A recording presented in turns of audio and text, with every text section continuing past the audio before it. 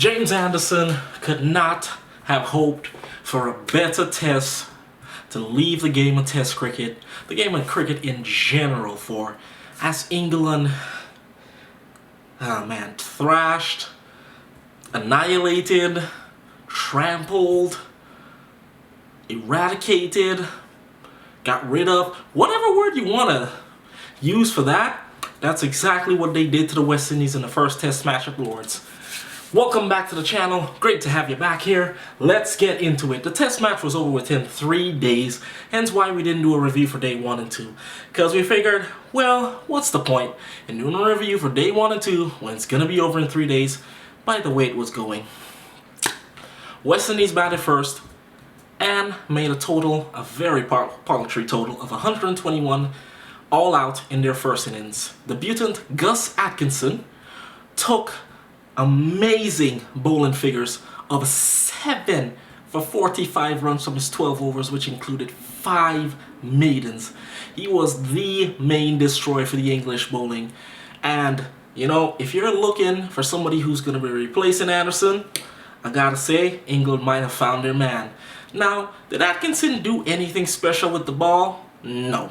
Did the West Indies batsmen play a lot of poor shots? Yes. Did England feel well? Oh, extraordinary well. It was a class performance with the ball and in the field for England, and a very, very poor display of batting for the West Indies. England ended up batting on day 1, ended up closing the day on 189 for 3. By that time, you had Zach Crawley, who had made 76, and Ollie Pope, who had made 57, being the main destroyers at the end of day 1 to push England to that 189. By day 2, England had progressed to a total of 371 all out, with Joe Root making 68, Harry Brook making 50, and Jamie Smith, the wicket-keeping debutant behind the stumps, contributing 70, as England applied the pressure to the West Indies bowling. And I gotta say, there was some bright hope in the West Indies bowling despite this total of 371. Bowling for the West Indies, you had Jaden Seals with 4 for 77. Excuse me. And he had support from Gudakesh Moti with 2 wickets and Jason Holder with 2 wickets. Woo! Yeah. I was really disappointed. You can tell just by listening to my voice, because I get the inexperience of the West Indies team, but you also kind of want a better showing in your first test match. But they just got to figure out what's going on and figure out how to fix it.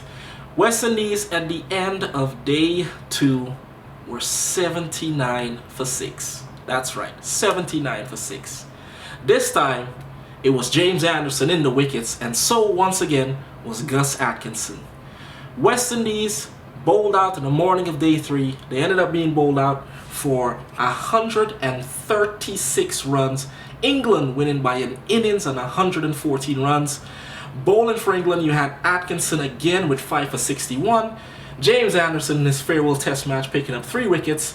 And Ben Stokes with 2 wickets. What did England do? They did everything right. I don't feel they stepped wrong this test match, man. They held their catches, they fielded well, they batted well. Yes, it wasn't a 400, 500 plus total, but they did what they had to do. And for Atkinson, like I said, no offense to Atkinson, I think Atkinson bowled well. I don't think it was anything special. I just think special in regards to he didn't have the ball moving all over the place like a James Anderson would. That kind of thing when I say special. Was it a special spell of bowling? Yes, definitely from Atkinson. And he deserved that man of the match award, man. He bowled his heart out, man. But it was aided by poor shot selection. And I gotta say, to England's credit, they capitalized and they fielded well. West Indies, on the other hand, drop catches. You can't drop catches when you get bowled out for 121. I'm sorry, you can't. You just can't. Then on top of that, the bowling, man. Still not accustomed to the England surface. Shamar Joseph playing He actually hadn't played in the practice match. I was kind of surprised that they started him. He actually went off with an injury. Hope he gets well soon. But, you know, you got to just say, hey, if he's not 100%, don't play him, man. Because he's the type of player that strives on giving his best. And if he can't give his best, I feel like it doesn't just affect him, it affects the whole team. In England's only innings, I was surprised that Gudakish did not bowl more overs. Like, if you watch the highlights, if you watch the deliveries that he got Root and Stokes with, my gosh, they were beauties. I thought he should have bowled more than the 16 overs he bowled. Maybe a little thing for Brathwaite to catch on him. Batting wise, West Indies, I don't get it. Why are you getting out off of the 4th and 5th stump? And by that I mean there's 3 stumps, 3 pieces of wood in the ground for those who don't understand the game completely yet. And the wickets that are falling, most of the edges that come, the ones that go to slip and the keeper, they're all on the 4th and the 5th stump. Now you're playing test match cricket, man. This is not a 50 over game, it's not T20. Those things you can leave alone, man. And I get it. James Anderson swings the ball, but you can know where to play. And a good example of this, if you want to go back and watch the highlights, is Joshua Da Silva in the second innings. Still don't know why he's in this side. I don't know what the selectors feel they owe him. I'm sorry. I prefer to play Shea Hope, play Imlach, play somebody else who can keep. Da Silva has had plenty of opportunity for me, and he's not delivering, man. Not at all. But second innings, Da Silva, they've notions before in the past. The commentators have mentioned something about his feet and his feet placement. Da Silva is in the position to drive the ball through covers on the up. But instead, what he does is he tries to roll his wrist on a ball that pitches on the 4th stump. On the 4th stump. That's where the ball pitched from Anderson. On the 4th stump, which ended up with him getting a catch. Now, why on earth would you be trying to turn a ball through mid-wicket? Your feet is in no position whatsoever. Your foot is facing cover. Your left foot is facing cover. If anything, if that ball is coming back in, you want to be driving it still. Even if it's coming back in. In this case, it's shaped away. You want to be driving that ball. Not trying to turn the ball, Mr. Da Silva. Technique is something I think you got to go back. Maybe take a couple seasons in Caribbean cricket and try to figure out your technique. Because this is not the first time I've seen you do this, man. And that's what I'm talking about. It was my same problem with Chandapal the last time the West Indies went to Australia.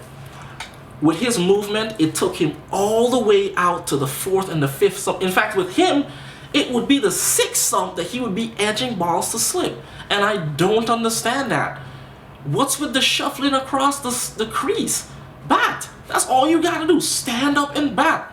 It's back and across. That's the basic. That's what they tell you all the time in the game. Back and across. Come on, guys. England, though, hats up. That's just my little rant on West Indies. I feel like, regardless of the inexperience of the West Indies team, they have the talent. Athens, just put your head down and bat, man. Look at Joe Root Athens. Look at how Root constructs his innings, man. I feel you got the temperament like Joe Root. If you can just apply the same tactics that Root applies when he bats, bro, nobody can get you out unless you give them your wicket. Nobody. Mackenzie, get your head out the clouds. You're in England now. Let's get back to playing the game of cricket, okay? Look, England, well played. A test match that you deserve to win thoroughly. West Indies, go back to the drawing board, man. I don't think you have... Yes, the team you've taken there is on the strength, not up to par with England, but I don't think it's lacking for talent. I think you have the talent. I just think you got to figure out what to do. The first starts with your batting, the second starts with your bowling, and please drop Da Silva. Man, oh man, he needs a lesson. He needs to watch himself when he... Oh my gosh. If I can pick it up, don't you think anybody else could pick it up? And I'm just a fan. I am just a fan. Hey, congrats England on winning the first test match. The second test match starts next week. But hey, we so appreciate it. We know we didn't finish the World Cup, but man, life just gets hectic, and you know, but we're still grateful for your support. Thank you for coming back, peeps. We love you. Congrats to England. And hey, you know where to come to get the oh my gosh, to get the best fans perspective. It is right here on We Talk Cricket, peeps. And until next time, later.